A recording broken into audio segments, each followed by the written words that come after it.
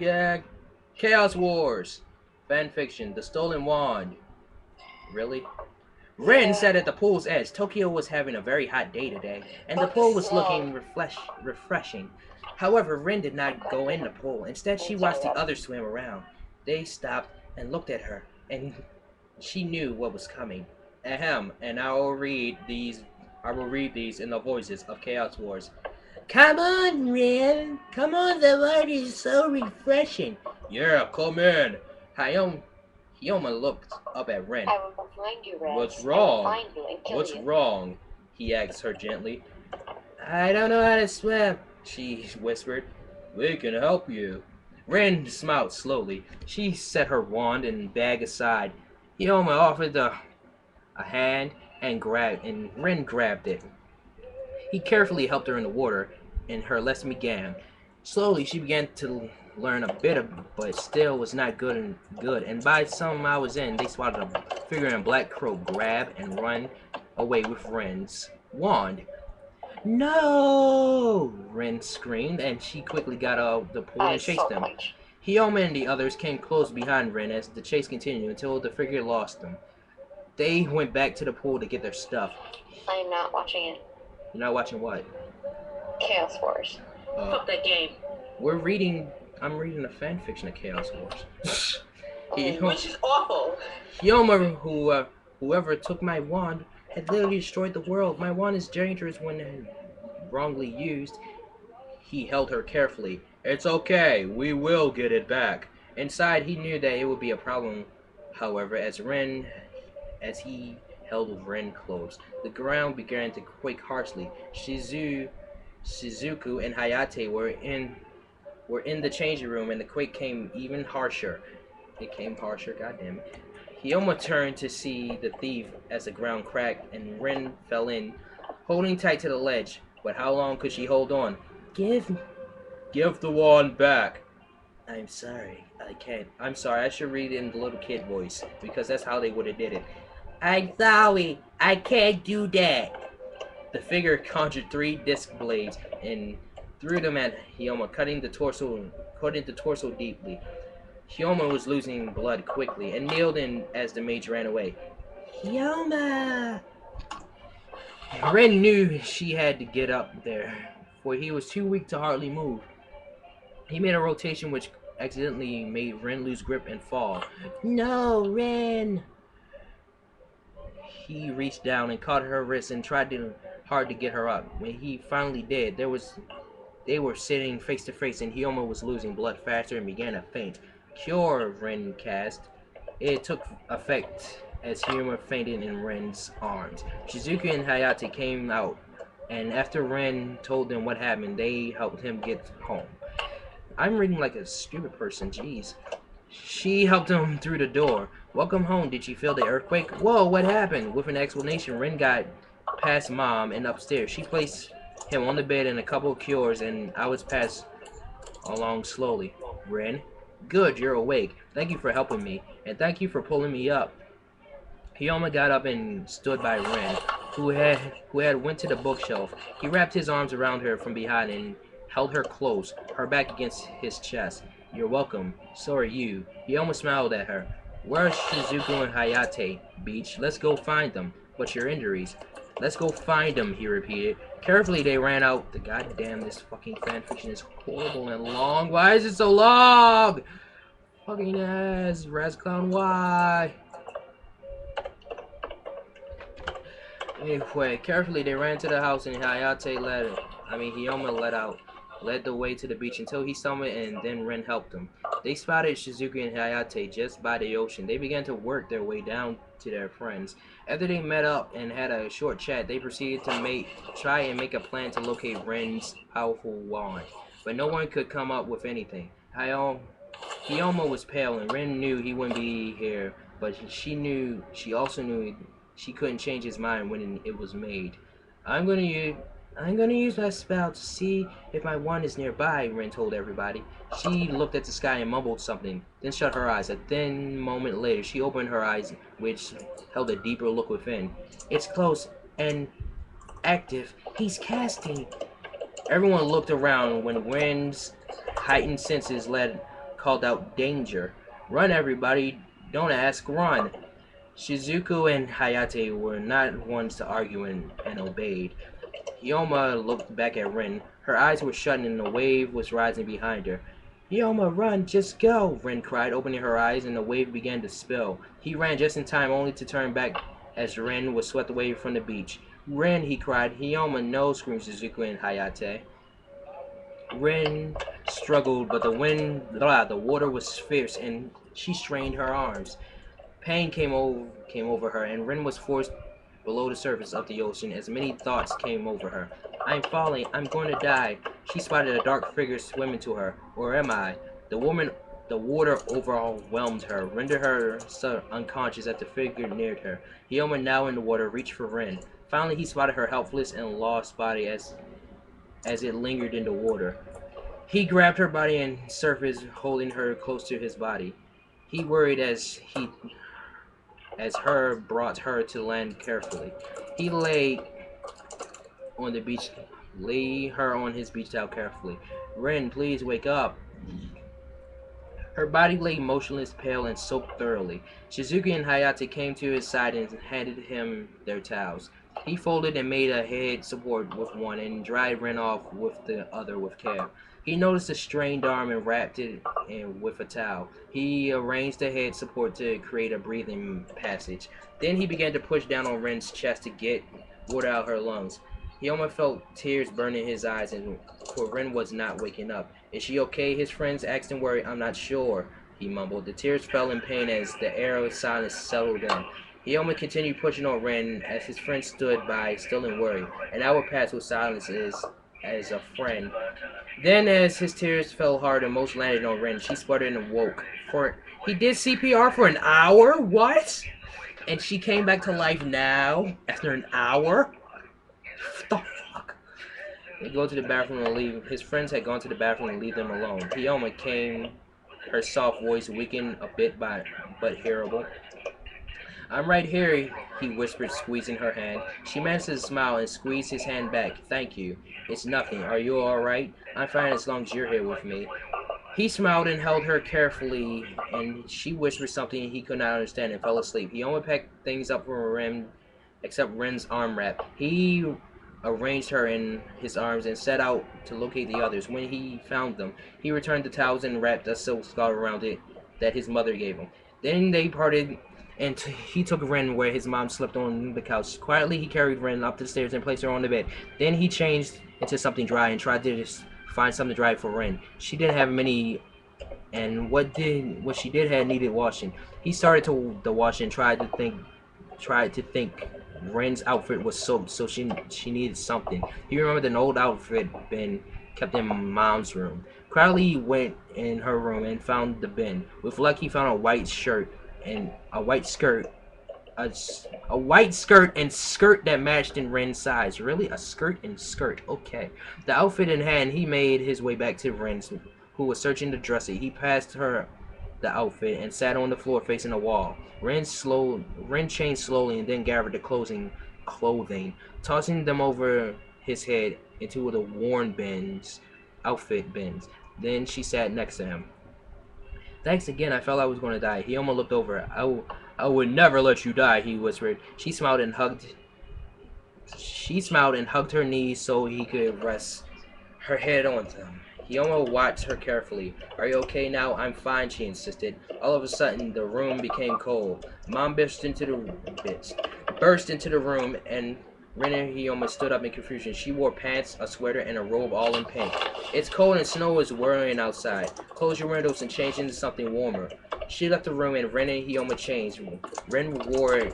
I'm not reading what the hell they're wearing, okay? Nobody cares. Hyoma turned and stared at Ren. Could the thief? Yes, the thief could. Has made it cold in the midst of June. That bastard. "Time for bed, guys. Use 2 blankets." "Okay, Mom." They climbed into bed and fell off to sleep. Summer vacation was now winter vacation as snow pounded down and ice developed all over Tokyo now, which was a winter wonderland in June. Overnight, Hyoma caught the flu, a really bad case of it nonetheless. Is this just going to be Hyoma and Ren getting in danger and almost dying and then coming back to life? Is that what's going to happen in this whole fan fiction? because it's getting Probably. worn and This is what happens in stupid the game. for the third time. Ren Hyoma croaked out as he woke in the dawn in the cold day. You sound terrible. Yeah, I feel terrible. Ren fetched Mom and a doctor was called. He prescribed an antibiotic and fluid for the bed resting and west off the flu. The doc left and Ren was appointed nurse for Mom had to go shopping to stock up on groceries. Ren went downstairs and prepared some of her special soup recipe with some tea. You mean bread water? She brought everything upstairs, put some pillows behind his back. Thanks, Ren. It's no problem. She's fine. Do you like it? It's wonderful. I'm glad it's my own recipe. Ren pulled out the chair beside to the bedside and began to eat her own soup. Over the next few days, Hyoma grew worse despite Ren's efforts. This soon landed him in the hospital for no one could figure it out. Ren and India ended up. God damn it! This thing is spoiling things I didn't do yet. The two others had been at India too. Luel and Moy. Ren, they racked in unison. How did you two get here, Ren asked. I was transferred to your school, began Mori, and I came along now replacing your gym teacher, which is how I found out Hyoma was sick. That guy finished. Well, it's nice to see both of you, Ren responded, pulling up the chair next to Hyoma's bedside. Ren sat in the chair and shared the thin chat as the girls began to, although her voice quaked in worry. Then that lady went to the restroom and Mui looked at Ren. Ren, that guy may know how to, Mui began. Ren looked up in interest, continue, but she may know how to save him, but she only remembers things after some sake, god damn it. Ren took these words. In short, she has to be drunk, Ren continued to confirm. Exactly, Mui responded. Ren gazed down at Hyoma, who was pale and asleep. I have to save him, Ren began so softly. So it's time to get that person drunk. I'll go buy some sake, Moi told him. God damn it. Moi exited and Luo walked back in. Blue Navel, whatever. India was falling asleep on the couch, clinging to his magic book similar to Ren's wand. Louisville sat down in a chair. I wish I could remember that cure, Louisville mused softly, while Louisville tried to remember and talk to herself. It's a dude? I mean, it's a chick, really? Ren looked at Hyoma's, whose hair had fell and now was in his eyes. She smoothed the hair from his eyes and a pale body stirred. Ren, he moaned. Sorry I woke you up, Hyoma. No, you didn't, he muttered, rolling his head along that person. The girl was recognizing Hyoma was in shock. How did she get here? Mui is here too. Mui was transferred in. That person is our new gym teacher. Oh, just great. A training warrior and a drunk gym teacher. Just lovely, he moaned sarcastically. Mui came back as if on cue and gave that person her sake. Barley 30-minute. Barley? Really? Barely. God damn it. It's barely, but it's spelled barley. 30 minutes passed before Laura was done, down and dead drunk. She was jittery and kept whirring. Shizuku and Hayate came in and were about to speak, but Ren shushed them for Luel was about to begin. At Neverland, our world is a magical potion that only King Tanity can give out. God damn it, Tanity again. Luel spoke in slurs. It may be the only herb for Yomi cure anything. How do I get that? Ren asked. Directions were spoken that sounded more ridiculous than a monkey who eats bananas. Close your eyes and set your soul free, allowed to wander freely. In no time you'll literally transport there. And then she passed out. I don't think you can do this, Ren. What if you get hurt or something? Hyoma moaned softly, but he fell into a coughing spell. She watched him, frail and paled as he lay there coughing. I have to, Hyoma. For your life, I have to. Excuse me. Mui looked up. I'll go too, she responded. Luel woke up, half drunk. Don't forget me, I'll go, she grunted. Us too, Shizuka and Hayate said. India snored softly with no answer available as his book fell on the floor. Not you guys too. Oh, why, Hyoma? He moaned. Ren turned back to him and smiled, knowing the perfect answer from within her heart. Because, Hyoma, we care about you, she whispered. Everyone nodded in agreement, and Hyoma smiled. Whatever, he said deadly with no emotion. Remember what I said back on the beach? I couldn't understand you. I'll tell you again later. She stood up as he caught her hand. Please just be careful, he pleaded. She smiled softly. I will, Hyoma. You can count on it. I promise. Then she walked towards the waiting group of four. He watched them shut their eyes and disappear in a flash of blue light. With a sigh, he rolled over and tried to get some sleep. He had a major coughing spell and never overheard his coughing spell and called the doctor, who claimed a mysterious, violent, and constant symptoms. Outside, the thief stood on the roof, pleased with the winter wonderland. They just landed outside of Neverland Castle. Neverland Castle? With what luck, just where we wanted to be. Is leaving the same thing as coming, asked Ren. Yes, it is. Just go inside and get that potion. They entered and met the guard, and they met a young king, King Tanati. They crossed the elegant red and gold carpet, which was grand access to the red walls and the jeweled doors. When they were in front of him, they kneeled down. Wise! I remember Tanati's voice, so I'm going to do it. As they rose and he spotted Ren, Shizuku, and Hayate, he smiled strangely looking at them. We meet again, he began. Where your other friends? Hyoma, was it? That's why we're here. Hyoma is very sick and needs a potion, Ren exclaimed. Tanati looked down at them. I see now, he responded. Let me ask you something. What? Asked Shizuku with anxiety. Didn't I say I didn't want to come back home? He asked. I think so, Hayate replied. Ren frowned. She had a bad feeling of this. But you sent me back anyway. But, cried Ren. He scowled at her. Silence! I didn't want to come back. Your request is denied. Tanati bellowed loudly. So long. God damn it. Remember the little kid? Remember the little kid with the bad voice acting? Yeah, it's him. What do you mean you didn't want to come back? Bellowed in an angry voice. Tanati's face held down and tearful. Oh no, it's Teria. Please don't let her see me, he pleaded, trying to sneak into a group of five. The young king bumped heads into an angry young girl. Teria ripped Tanati off the floor, holding the back of his shirt as a cat would carry a baby kitten. I worry sick about you, and you didn't want to come back, she thundered as she continued punched him hardly. Awesome. Finally, he got a short break as she dug out her iron ball and positioned it in her fist. During this, he looked up at the guard. Give them that potion, he cried as the assault began again. Easy. Ren was given the potion in dark blue vial, and then now it was known as Rune. Ren rushed back to Hyoma's bedside. Ren, he moaned so softly he could barely hear her. Here, take this. He started the thing and read the label. Neverland Healing Potion. Drink slowly until gone. Effect span over 6 hours. Will make you sleep. Take before bed. I'd rather take it now, he mumbled, slipping the vial under his pillow. Mom walked in there and India awoke slowly, picking up his book. Hello, everyone. I just got off of work as fast as I could, she greeted.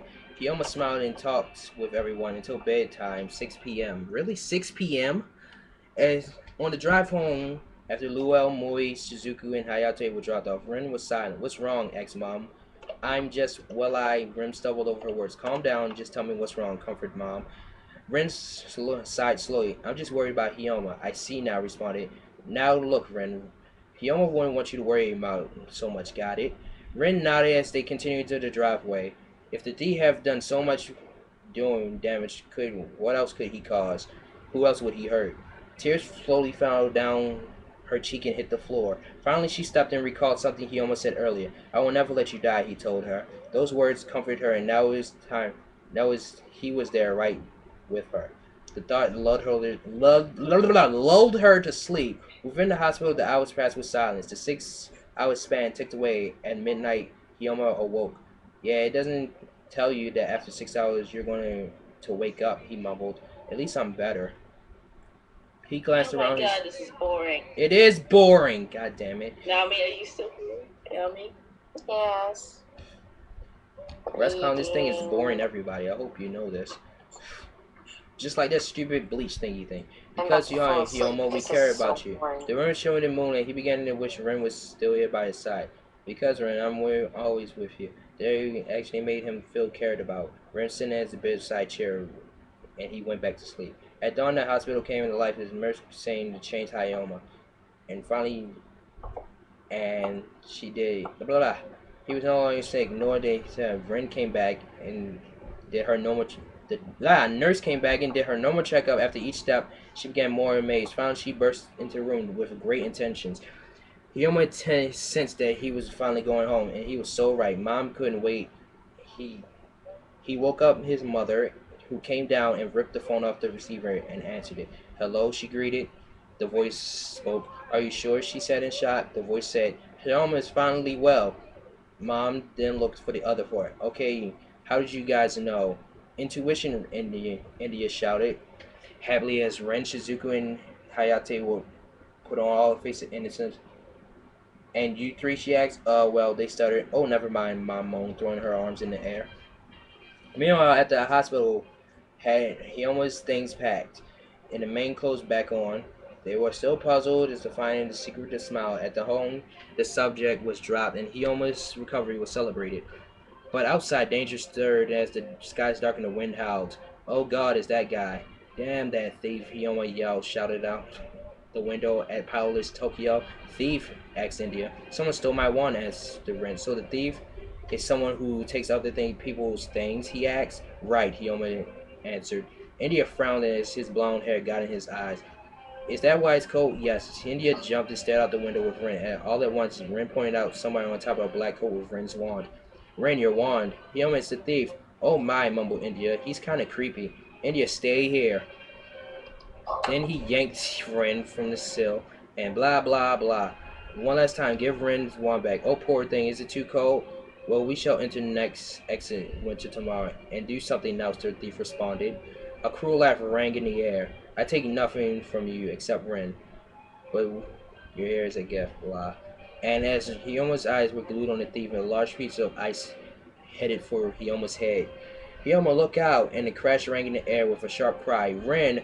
Oh, and the damsel takes the ice, exclaimed the thief. Who the hell are you? All in good time. The cloud of smoke, the offender disappeared. And this all happened because she had to get in a pool and leave her. He stole the wand from her, not in a dramatic fight or anything, but because she left it on the side of a pool.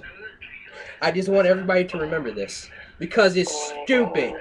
Ren, come on, wake up, damn it. He rushed into the house and removed her coat. Hours ticked away as the life deciding what to do or go up on a treadmill. Her eyes opened and it hurt like never before. Ren, he cried. Hioma, she whispered weakly. Yup, this is just a stupid thing. They both get hurt and then they both care about each other. God damn it. I could barely see you standing sick and now I'm able to see you standing getting hurt. But Ren, he began. Her face was all red. The couple reddened and turned away from each other. Hioma, Ren, silently fell between. I know we will, breathed in Ren as her heart eased. It's so late, let's go to bed. Together. And then they both had sex. Then the bed in Koshikawa's house went dark and silent. And the night of Tokyo changed and ice melted. Tokyo's power restored dead. The air changed temperatures and Dard snuck. The Dard was pleasant. Summer was back and it was here to stay, hopefully. Ren and Hioma woke up. I challenged. Blah. When Noah saw the young pair staring down the window as Kusakawa's house was taking a chance, the thief floated down there and pointed at Ren. I challenge you, he growled. He almost stood in front of Ren. Choose someone to fight. You know how you know you hold her weapon. Perhaps the definition of one has been forgotten. Does it matter? But it does not matter. You should be fun to kill. The young eyes widened as the fight began. The displays conjured stuck in Ren's arms, leg, and torso. Hioma, a wand is like any rod-like object that can possibly channel energy. Now get me something. The memory of Halloween prop his mom crossed his mind. Okay, fine. Hioma rushed in the house, guided his mom's room, and located the prop. A child climbed down the stairs. Feather rain cast the thief. Most of the razor, blah. Dark prison cast a young voice. India, cried Ren. How did that happen? You can't cast. India walked out in the dark area, firmly in his face. India, cried Hioma. The thief rose. Insolent child, yelled the thief. You shan't interrupt. Stand back, India. This is my fight. Sephiroth, whatever. I know y'all to kill yourselves. I know. I don't blame you. Burn, he cast. Ren fried, but was unfazed with his mere stumble. Pain, she cast. A dark void. Flame. A shout in the air. India asked Ren. Ascend, whispered. The thief taunted Ren constantly, ignoring India's current action. India finally stood. When used wind spells, he's weak at that element. You brat, he screamed. Storm! Storm! Judgment, flame, tornado roared, and blah. Anya, Anya cried in desperation. Ren, Pioma, Ren moaned in nearly a whisper. Ren, he cried, rushing to, yep, it's happening again. Back to the beach, she began. And he looked at her and had been waiting for this. Ren sighed and said, say what you want. God damn it, what? What? I'm being tortured. I know y'all falling asleep. I love you and I would do anything for you, she responded. I know, he whispered ever so quietly near her volume. He listened to her breathing. She slowly fell asleep. He whispered silently it seemed to last forever. It's soft. And the thief was killed. Ah, goddammit. And with that, he fell asleep. The embrace around Ren left purely unbroken. The end! God damn it.